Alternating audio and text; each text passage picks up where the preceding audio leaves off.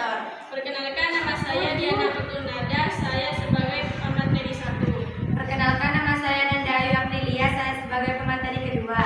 Perkenalkan, nama saya Zahra Maulidia, saya sebagai pemateri 3. Perkenalkan, nama saya Aulia Izzatulnisa, saya sebagai pemateri 4. Halo.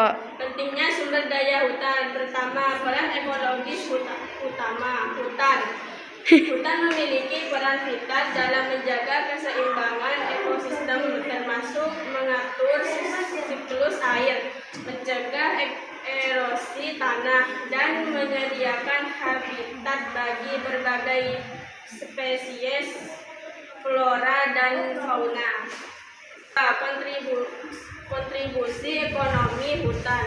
Sumber daya hutan berkontribusi signifikan terhadap ekonomi melalui penyediaan kayu hasil hutan bukan kayu HHBK dan jaga lingkungan seperti ekowisata.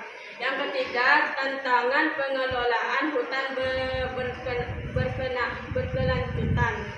Pengelolaan sumber daya hutan dan yang berkelanjutan menghadapi tantangan besar seperti deforestasi, degradasi lahan, perubahan iklim, dan konflik kepentingan antara berbagai pihak. Halo. Mengapa potensi sumber daya hutan berubah? Faktor alam yang mempengaruhi faktor alam seperti perubahan iklim, kenaikan suhu, perubahan curah hujan, bencana alam, kebakaran, hutan banjir, tanah longsor, dan serangan hama penyakit dapat mengubah potensi sumber daya hutan. Aktivitas manusia sebagai penyebab. Aktivitas manusia seperti pembukaan lahan untuk pertanian dan perkebunan, pembalakan liar, pertambangan, dan pembangunan infrastruktur dapat menyebabkan degradasi dan hilangnya sumber daya hutan. Interaksi antara faktor alam dan manusia. Interaksi antara faktor alam dan aktivitas manusia dapat mempercepat perubahan potensi sumber daya hutan, misalnya perubahan iklim meningkatkan resiko kebakaran hutan akibat aktivitas pembukaan lahan. Perubahan luas dan sebaran hutan. Deforestasi dan laju kehilangannya. Deforestasi yaitu konversi lahan hutan menjadi penggunaan lain, terus terjadi dengan laju yang mengkhawatirkan di berbagai wilayah, terutama di negara-negara berkembang. 2. Reboisasi dan aforestasi sebagai upaya pemulihan.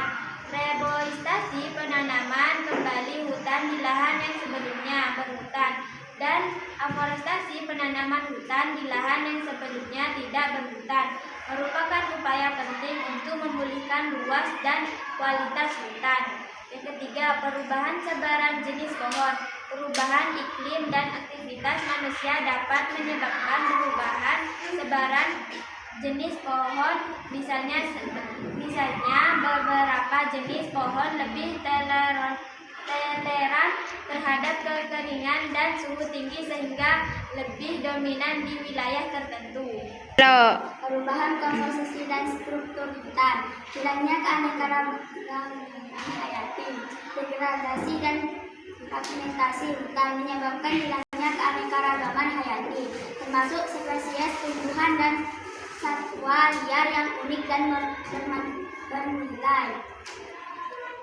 Perubahan struktur umur dan kerapatan pohon.